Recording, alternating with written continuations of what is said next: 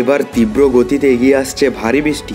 গত কয়েকদিন ধরে মেঘ বৃষ্টির খেলা চললেও আবারও কিন্তু ভারী বৃষ্টি অ্যাটাক করবে বাংলার বুকে।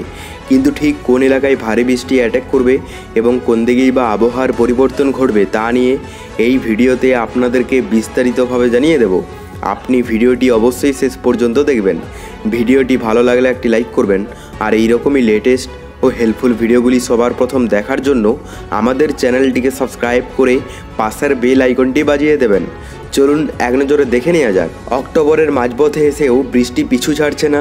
শুক্রে কলকাতা সহ দক্ষিণবঙ্গের জেলায় জেলায় বৃষ্টি শুরু হয়েছে। আবহাওয়া দপ্তর বলছে জোড়া ঘূর্ণাবর্তের প্রভাবে বৃষ্টির পূর্বাভাস রয়েছে দক্ষিণবঙ্গে। তবে আপাতত ভারী বৃষ্টির আশঙ্কা নেই, পুরোপুরি বিদায়ও নিচ্ছে না বৃষ্টি।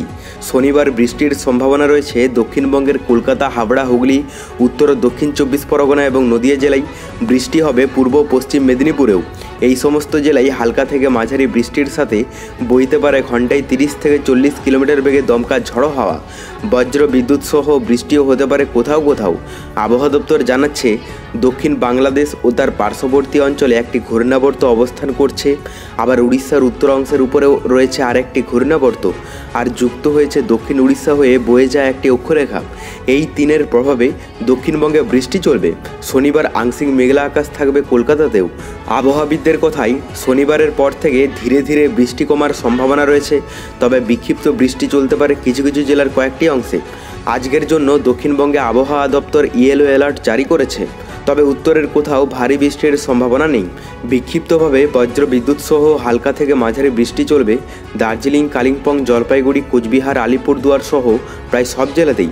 আবহাওয়া দপ্তর জানাচ্ছে উত্তরবঙ্গের কোনো জেলাতেই আপাতত ভারী বৃষ্টি হবে না। স্থানীয়ভাবে বজ্রগর্ভ মেঘ থেকে সামান্য বৃষ্টির সম্ভাবনা আছে। এদিকে বাংলাদেশের কথা বলতে গেলে কয়েকদিন আগে একটা আপডেটে আপনাদের জানিয়েছিলাম যে আগামী কয়েকদিন দেশে বৃষ্টিবাহী মেঘের মুভমেন্ট একদম স্লো থাকতে পারে, যার ফলে কিছু কিছু স্থানে অনেক লম্বা সময় ধরে বৃষ্টি হতে পারে। ইতিমধ্যেই এই বিষয়টা আপনারা উপলব্ধি করছেন। এই স্লো মুভমেন্টের কারণে দেখা যাবে আপনার পাশের এলাকায় সারাদিন বৃষ্টি, অথচ আপনার এলাকায় সারাদিন রোদ।